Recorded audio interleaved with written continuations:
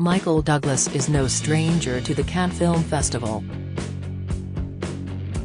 He first appeared there 44 years ago for The Edge of the Seat, and some would say prophetic, nuclear disaster thriller The China Syndrome. He followed that 13 years later with the steamy murder drama Basic Instinct, that thrust Sharon Stone into the public eye, and, in 2012, raised eyebrows and touched hearts with his surprisingly tender portrayal of over-the-top pianist Liberace in Behind the Candelabra. Along the way, of course, he's garnered just one or two little other professional accolades, like, for instance, 2 Oscars, Best Picture for One Flew Over the Cuckoo's Nest in 1976 and Best Actor for Wall Street in 1988, 5 Golden Globes and myriad others. So it was fitting that this year, at the 76th Cannes Festival, the 78-year-old actor should receive arguably its most prestigious prize, the coveted honorary Palme d'Or, in recognition of his brilliant career, both acting in front of the camera, and producing behind it. The audience burst into tumultuous applause when Michael, silver-haired and elegant as ever, took to the stage, to declare firmly, "There's only one Cannes," before adding, with his trademark cry humor, "I'm even older than the festival." Philip Schofield's most explosive celebrity rifts from Amanda Holden to Holly Willoughby the day after the ceremony, relaxing in the elegant Salon des Ambassadeurs at the Palais des Festivals, he acknowledged feeling privileged at receiving the award. "I feel I have a good batting average," he says modestly. To use a baseball term, "I can't say they've all been home runs, obviously, we all have our failures, and I have movies that I've worked on and love, that nobody has seen. But I have a lot of hits, too, and, to continue the baseball analogy, if I were to be a batter, I feel I'd be about the third up. Overall, I'm proud. I'm very proud."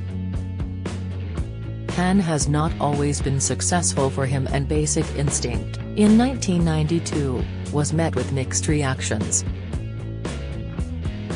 The film's famously steamy sex scenes left the festival audience, to coin a phrase, stone cold. "The screen was almost too big for what was going on," he recalls. "I remember the dinner afterwards was very quiet, nobody quite knew what to say after that. But that's all right. Sharon Stone had a fabulous, wonderful part, and she was great in it." One of the aspects Michael most loves about Cannes is the lack of rivalry between actors and filmmakers. "It's only the joy of the cinema that he feels. Don't miss." Eamon Holmes blessed Site TV bosses as he says Philip Schofield has finally been caught out. Latest: Alison Hammond puts £700,000 house up for sale as Philip Schofield exits this morning. Discover Kate Garraway suffers fresh blow and faces huge tax bill while caring for husband Derek, Insight. "And I love the fact that, in Cannes, people are happy for you, no matter what country you're from," he adds. "One of the dangers of social media is it can separate us, and I think we all need to have something to bring us closer as human beings. I find Cannes has always been friendly and supportive to everyone." He explains how he has a very personal connection to the festival. "It was here, back in the 1950s, that his father, the legendary actor Kirk Douglas, a couple of years divorced from Michael's mother Diana, met a pretty French journalist called Anne. Later, with Anne, Kirk would forge one of the most famously happy marriages in Hollywood. Anne was a publicist here at the festival. She worked with him and that started it," Michael continues. "Anne was my stepmother for 63 years, and I was very close to her and loved her very much. She and my mother were close too, so I benefited from having step-parents who all liked each other. born in New Jersey, in 1944, and schooled in New York City, Massachusetts, and Connecticut. Michael later studied dramatic art at University in California. His father, who died in 2020, was one of the most celebrated U.S. actors of the 20th century thanks to roles in films such as Spartacus, Paths of Glory, Gunfight at the Oak, K. Corral and the Heroes of Telemark. Michael has revealed that his relationship with Kirk, which became closer as both men grew older, had been rocky in his youth. In the beginning there was a certain resentment, he explains. He was starting his career before TV was even around, and it wasn't unusual for him to do 6, 7 movies a year. So he was working all the time and he really didn't have a lot of time for his family. I think I probably resented it until I got old enough to have my own family and understand a little better. And then I thought, he wasn't so bad after all. Then, later in life, he changed, and we had a very, very close relationship. I felt very, very fortunate. Michael admits that, for all its drawbacks, being the son of so prominent and successful a father did also carry its advantages. If you're in the second generation of film actors, you get to see how the first generation are socially, he explains. You get to see my father and his friends are people like Frank Sinatra and Gregory Peck. You get to see them as real people, with all their insecurities and their foibles. I also saw how hard my father worked. I saw the tenacity, I saw the strength. It takes a tremendous amount of effort to see a project through all the way, not to lose confidence, not to lose faith. He was quite an extraordinary guy.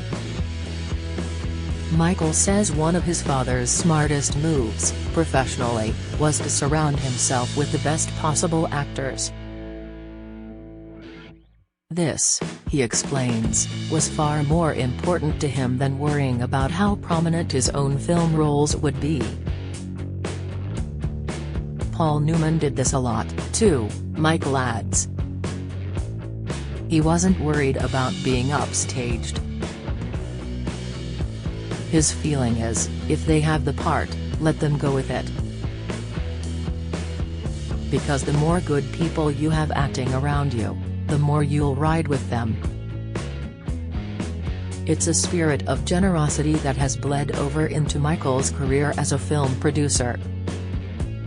You try to make everybody else as good as they can be, he says of his management tactics. Don't try to undermine them or take away from them.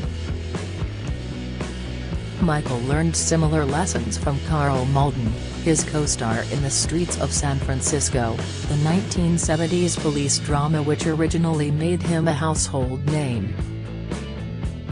We'd have guest actors come to work on the show and they'd always be a little more nervous, so you'd want to encourage them and help them to relax, he recalls.